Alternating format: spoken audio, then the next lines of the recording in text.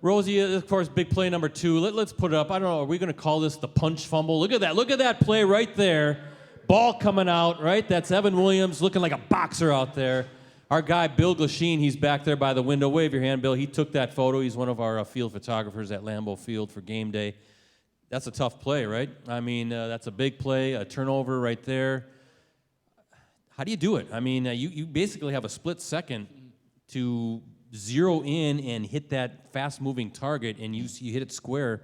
I'm guessing you practice that, but it's not easy, right? Brett, I mean, that's the peanut punch. We don't want to. No, I was not going to call it that. Cornerback, he's the one who started doing that. Am I right? Evan knows that. We got to come up with something. Not the peanut punch. We're not referencing any Chicago Bears nonsense, even though Charles Tillman was pretty good at it. But still, that's Evan Williams' play, right, ladies and gentlemen? That's his play. So everything's moving fast.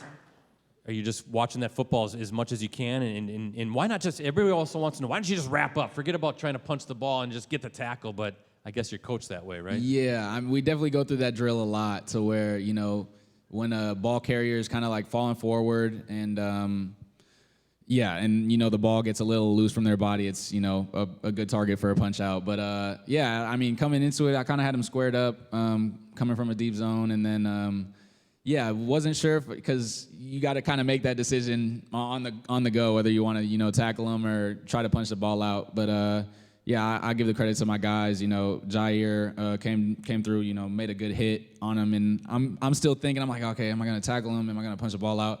And then Ja literally like lifts him off the ground, and you know the ball is being presented to me on a platter, rising, you know, right to my hand. And so I was like, I mean, this is.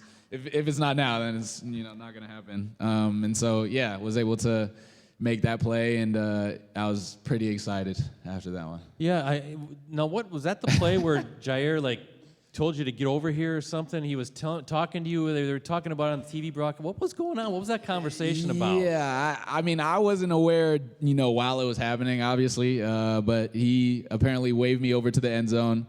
I was just too excited. I think I was just in my head, just, you know, going crazy on my way to the sideline, you know, doing handshakes with some of the guys. And, yeah, apparently he was waving me over.